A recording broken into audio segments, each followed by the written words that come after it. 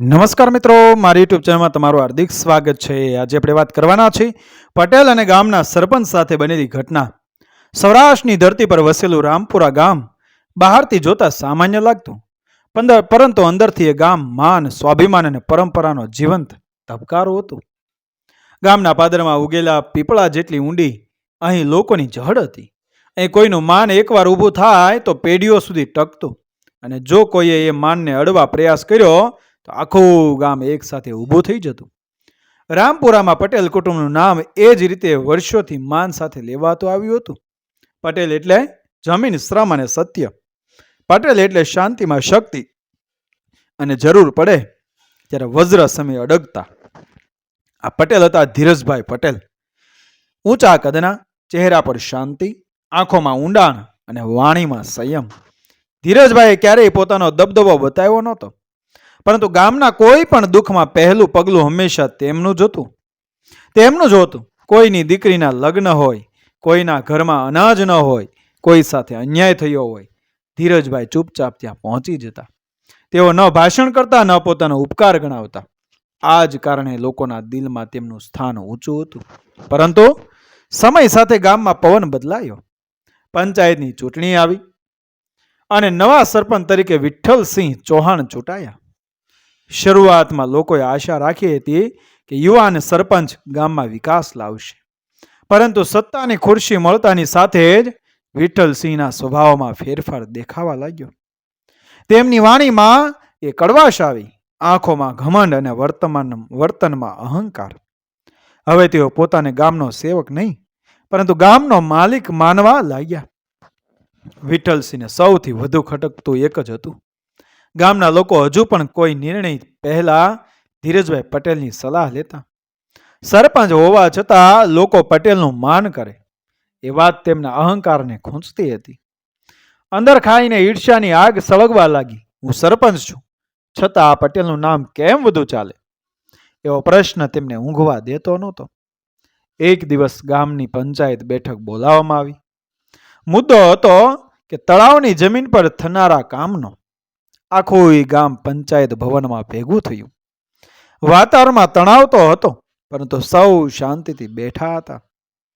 વિઠ્ઠલસિંહ સરપંચની ખુરશી પર બેઠા, આંખોમાં સત્તાનો નશો અને અવાજમાં ઘમંડ. તેમણે પોતાના ભાષણમાં ગામના કેટલાક વડીલો પર આક્ષેપ કર્યા અને પછી વાત ફેરવીને સીધા ધીરજભાઈ પટેલ તરફ વળી. આ ગામમાં હવે કોઈ એક માણસની ચાલશે નહીં.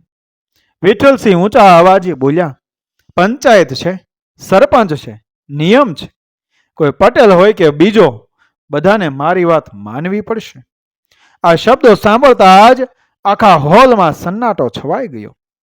બધાને ખબર હતી કે આ વાક્ય કોના માટે હતું. ધીરજભાઈ શાંતિથી બેઠા રહ્યા. તેમણે ઊભા થઈને કોઈ તીખો જવાબ આપ્યો નહીં. થોડીક ક્ષણો પછી તેઓ ધીમા પરંતુ મજબૂત અવાજમાં બોલ્યા, સરપંચ સાહેબ, નિયમ અને ન્યાય માટે હું હંમેશા તારી સાથે છું, પરંતુ ગામના હિત સામે કોઈ નિર્ણય હશે તો હું ચૂપ નહીં રહું. આજ વિઠ્ઠલસિંહના અહંકાર પર ચપેટ સમાન હતું. એમણે તરત જ વાણી કઠોર બનાવી. તેમને કોઈ બોલવાની જરૂર નથી, તમે પંચાયતના માલિક નથી, એમ કહીને તેમણે ધીરજભાઈનું જાહેરમાં અપમાન કરવાનો પ્રયાસ કર્યો. અપમાન સાંભળીને પણ ધીરજભાઈ શાંત રહ્યા, પરંતુ તેમની આંખમાં ચમક આવી ગઈ. એ ચમક ગુસ્સાની નહોતી, પરંતુ સ્વાભિમાનની હતી. બેઠક પૂરી થઈ, પરંતુ એ દિવસે ગામમાં એક નવી રેખા ખેંચાઈ ગઈ. સરપંચ અને પટેલ બે ધ્રુવો સામસામે ઊભા થયા. આ પછીના દિવસોમાં વિઠ્ઠલસિંહે પોતાની સત્તાનો અસલી રંગ બતાવવાનું શરૂ કર્યું. પટેલના ખેતર સુધી જતો રસ્તો અચાનક બંધ કરાવી દીધો. સરકારી કામોમાં અડચણો ઊભી થવા લાગી. ધીરજભાઈને સંદેશો સ્પષ્ટ હતો, ઝૂકશો તો શાંતિ નહીં તો તકલીફ. પરંતુ ધીરજભાઈ ઝૂકવા માટે જન્મમાં જ નહોતા. એક સાંજે તેઓ ખેતરમાં બેઠા હતા. સૂર્ય અસ્ત થતો હતો. લાલ આકાશમાં પક્ષીઓ ઉડી રહ્યા હતા. એમનો પુત્ર પૂછે છે, બાપા, આપણે કેમ ચૂપ છીએ? સરપંચ તો રોજ અપમાન કરે છે. ધીરજભાઈએ શાંતિ સ્મિત સાથે કહ્યું, બેટા, સાચો માણસ અવાજથી નહીં, સમયથી બોલે છે. અહંકાર જેટલો ઊંચો ચડે તેટલો જ જોરથી તૂટે. ગામમાં લોકો ધીમે ધીમે સમજવા લાગ્યા કે આ લડાઈ વ્યક્તિગત નહીં, પરંતુ માન અને અહંકારની છે. સ્ત્રીઓ ઘરમાં વાતો કરતી, વૃદ્ધો ચિંતામાં પડતા અને યુવાનો ઉકળતા. બધાને લાગતું કે કોઈ મોટું તોફાન આવવાનું છે. એક દિવસ સરપંચે આખા ગામ સામે જાહેર કર્યું કે પટેલના ખેતરની નજીક થનારા કામમાં હવે કોઈ સલાહ લેવામાં નહીં આવે. આ સીધી ચેલેન્જ હતી. લોકોની નજર ધીરજભાઈ પર હતી. શું તેઓ ઝૂકશે? શું તેઓ ચૂપ રહેશે? એ સાંજે ધીરજભાઈ ગામના ચોરે ઊભા રહ્યા. આસપાસ લોકો ભેગા થયા. તેમણે કોઈ લાંબુ ભાષણ આપ્યું નહીં. ફક્ત એટલું કહ્યું, કોઈ સાથે ઝઘડો નથી માંગતો, પરંતુ અન્યાય સામે હું એક પગલું પણ પાછું નહીં હટું. જે થવાનું છે તે હવે થશે. આ સાંભળીને ગામના હવામાં વીજળી સમી ચમક દોડી ગઈ. સરપંચ સુધી આ વાત પહોંચતા જ તેણે દાંત કચકચાવ્યા. હવે વાત અટકવાની નહોતી. અહંકાર અને સ્વાભિમાન વચ્ચેની ટક્કર ખુલ્લેઆમ શરૂ થઈ ચૂકી હતી. આજથી રામપુરા ગામમાં એક નવી વાર્તા લખાવાની હતી કે જ્યાં એક તરફ સત્તાનો ઘમંડ હતો અને બીજી તરફ સત્ય માટે ઉભેલો પટેલ. અને આ લડાઈમાં આગળ શું થવાનું હતું એ તો સમય જ બતાવવાનો હતો. રામપુરા ગામમાં હવે શાંતિ માત્ર દેખાવની રહી હતી. અંદરથી દરેક ઘરમાં તણાવ ધબકતો હતો. ભાગ એકના અંતે જે શબ્દો ધીરજભાઈ પટેલે ગામના ચોરે કહ્યા હતા એ શબ્દો હવામાં ઓગળી ગયા નહોતા, પરંતુ આગ બનીને દરેકના મનમાં સળગી રહ્યા હતા. સરપંચ વિઠ્ઠલસિંહ ચૌહાણ માટે એ શબ્દો સીધી ચેલેન્જ હતા. સત્તાનો ઘમંડ ઘવાયો હતો અને ઘવાયેલા અહંકાર સૌથી વધુ ખતરનાક એ બનતો હોય છે કે ઘવાયેલો અહંકાર સૌથી વધુ ખતરનાક બનતો હોય છે. વિઠ્ઠલસિંહ હવે ખુલ્લેઆમ પોતાની સત્તાનો દુરુપયોગ શરૂ કર્યો. પટેલના ખેતર સુધી જતો એકમાત્ર કાચો રસ્તો પંચાયતના આદેશથી બંધ કરાવી દેવાયો. પાણીની લાઈનમાં ખોટા બહાના બતાવી અટકાવ આવી. ધીરજભાઈના પરિવારને સરકારી યોજનાઓમાંથી દૂર રાખવામાં આવ્યા. આ બધું એટલા માટે નહોતું કે નિયમો બદલાયા હતા, પરંતુ એટલા માટે કે સરપંચને એક માણસને ઝુકાવવો હતો. ધીરજભાઈ આ બધું જોઈ રહ્યા હતા. દરેક અપમાન, દરેક અડચણ તેઓ મનમાં સંગ્રહ કરતા જતા, પરંતુ તેમની શાંતિ તૂટતી નહોતી. એક સાંજે ઘરમાં દીવો બળતો હતો. માતાએ ચિંતા ભર્યા અવાજે કહ્યું, દીકરા, સરપંચ સામે લડવું સહેલું નથી. સત્તા અંધ બનાવી દે છે. ધીરજભાઈ માતાના પગ સ્પર્શાને ધીમેથી કહ્યું કે માં, સત્તા અંધ હોય છે, પરંતુ સત્ય ક્યારેય અંધ નથી. હું ઝૂકી જાઉં તો મારા પછી આવનારી પેઢી પણ ઝૂકતી રહેશે. આ શબ્દમાં માત્ર હિંમત નહોતી, એક સંકલ્પ હતો. એ સંકલ્પ જ તેમની વીરતા બનવાનો હતો. બીજી તરફ સરપંચની ગોટાળાઓ વધી રહી હતી. તળાવના કામમાં નકામો ખર્ચ, પોતાના માણસોને ફાયદો અને ગામના હિતની અવગણના, આ બધું હવે ધીમે ધીમે બહાર આવવા લાગ્યું. ગામના કેટલાક યુવાનો પાસે પુરાવા હતા, પરંતુ બોલવાની હિંમત નહોતી, કારણ કે સરપંચનો ડર મોટો હતો. એક રાત્રે અચાનક આગ લાગી. તળાવ પાસે રાખેલું સરકારી સામાન સળગી રહ્યું હતું. ગામ દોડ્યું. ધીરજભાઈ પણ દોડી ગયા. લોકો પાણી છાંટતા હતા, પરંતુ આગ ફેલાતી જતી હતી. એ સમયે ધીરજભાઈએ કોઈની પરવા કર્યા વગર આગની વચ્ચે ઘૂસી જઈને અંદર ફસાયેલા 2 મજૂરોને બહાર કાઢ્યા. તેમના હાથ બળી ગયા, કપડાં સળગી ગયા, પરંતુ તેમણે એક ક્ષણ માટે પણ પાછળ વળીને જોયું નહીં. આ દ્રશ્ય જોઈને આખું ગામ થરથરી ઉઠ્યું. એક ક્ષણમાં કોઈ સરપંચ નહોતો, કોઈ પટેલ નહોતો, ફક્ત એક બહાદુર માણસ હતો, જે માનવતાની ખાતે પોતાનો જીવ જોખમમાં મૂકી રહ્યો હતો. બીજે દિવસે ગામમાં આ વાત જ ચર્ચાનો વિષય બની.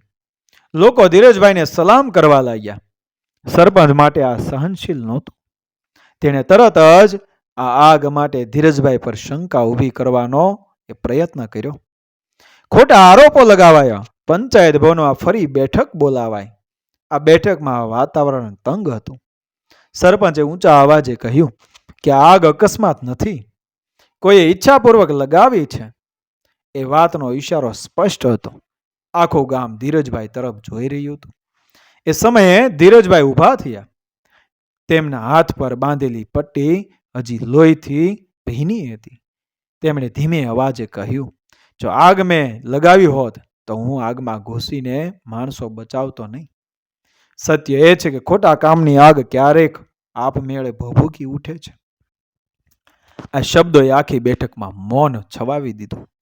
સરપંચને જવાબ મળ્યો હતો, પરંતુ તેનો અહંકાર હજી તૂટ્યો નહોતો. હવે તેણે છેલ્લી અને સૌથી ખતરનાક ચાલવાનું નક્કી કર્યું.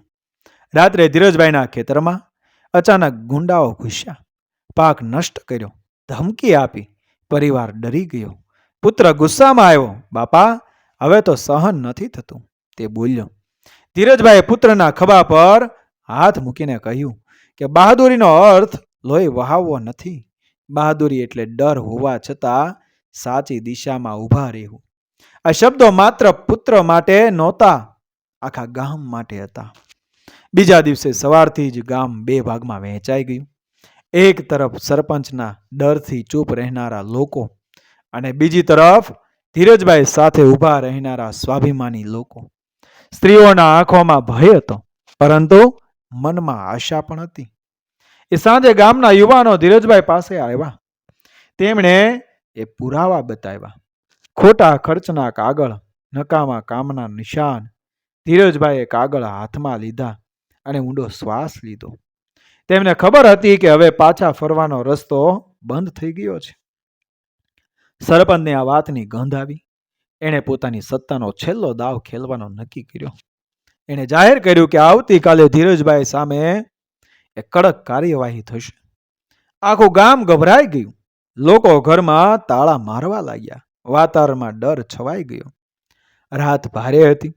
પવન સિસકારતો હતો. ધીરજભાઈ ખેતરની વાડ પાસે ઊભા હતા. આકાશમાં એ તારા ઝળહળતા હતા. તેમણે મનમાં નક્કી કરી લીધું હતું, હવે જે થશે તે સત્ય માટે થશે. અને એ જ રાતે એ અંધારામાં એક એવી ઘટના ઘટવાની હતી જે રામપુરા ગામના ઇતિહાસને બદલી નાખવાની હતી. રાત આખા રામપુરા ગામ પર ભાર બનીને ઉતરી હતી.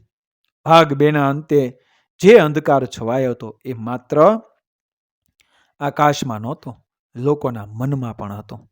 પરંતુ સત્યની એક વિશેષતા હોય છે, તે જેટલું દબાવશો એટલું વધુ તાકાતથી બહાર ફૂટે.